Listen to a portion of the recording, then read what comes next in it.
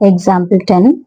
A mathematics teacher wants to see whether the new techniques of teaching she applied after quarterly test was effective or not.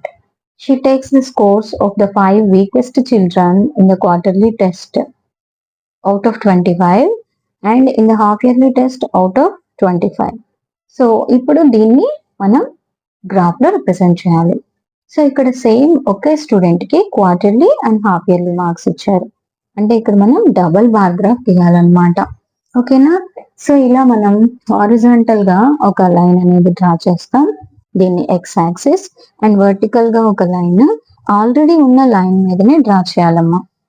ఇక్కడ మనకి marks అన్ని కూడా highest అంటే 25 అనే ఇచ్చారు కదా. సో నేను ఒక్కొక్క బాక్స్ ని 5 గా తీసుకున్నాను. Quarterly, half yearly and student name ఒక బాక్స్ లీవ్ చేశాను. Quarterly, half yearly, student name మళ్ళీ ఒక బాక్స్ అనేది లీవ్ చేశాను. సో ఇప్పుడు ఫస్ట్ ఆశీష్ కి క్వార్టర్లీలో ఎంత వచ్చింది? 10. సో ఈ 10 ఇలా వెంటనే గ్రాఫ్ గీసేది.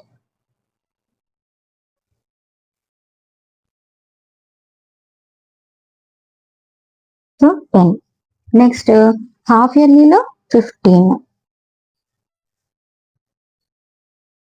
ఇది కూడా గీసాను, గ్రాఫ్ గీసాను.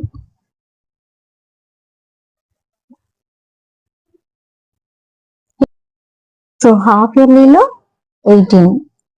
అంటే ఇక్కడ ఒక బాక్స్ లో 10 లైన్స్ ఉన్నాయి, 5 డిఫరెన్స్ కాబట్టి 2 లైన్స్ వచ్చి ఒక నంబర్ అమ్మా. సో ఇది 16, ఇది 17, ఇక్కడికి 18 వస్తుంది. So this is 18.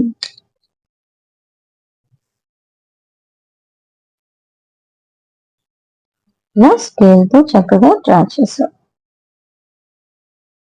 నెక్స్ట్ కవిష్ 12, 16. క్వార్టర్లీలో 12 అమ్మా. అంటే ఇక్కడ 2 లైన్స్ వచ్చి ఒక నెంబర్ కదా.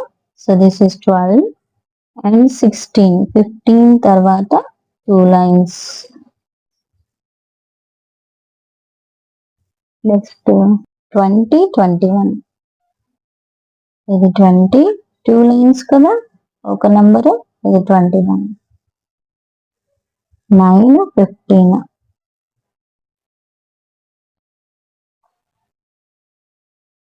9, 15 మనకి డైరెక్ట్ నెంబర్ ఉంది. సో ఇది 15. ఇప్పుడు స్కేల్ తోటి మనం డ్రా చేయాలి లైన్స్.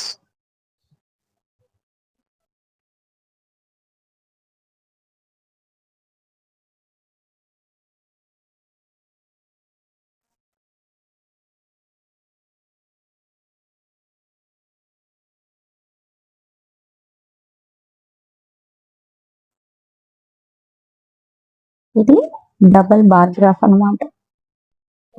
సో ఇలా మనం డిఫరెంట్ కలర్స్ వేయచ్చమ్మా. క్వార్టర్లీకి ఒక కలర్, హాఫ్ ఇయర్లీకి ఒక కలర్, లేదు అన్నా మీరు డిజైన్స్ కూడా వేయచ్చు. ఓకే. సో స్కేల్ కింద నేను గ్రీన్ కలర్ క్వార్టర్లీ అని, బ్లూ కలర్ హాఫ్ ఇయర్లీ అని మెన్షన్ చేశాను. అలాగే ఈ హారిజాంటల్ లైన్ ఎక్స్ యాక్సిస్ మీద స్టూడెంట్స్ నేమ్స్ అండ్ ఇది వచ్చేసి మార్క్స్ అని మెన్షన్ చేశాను. ఇప్పుడు మన గ్రాఫ్ అనేది కంప్లీట్ అయింది.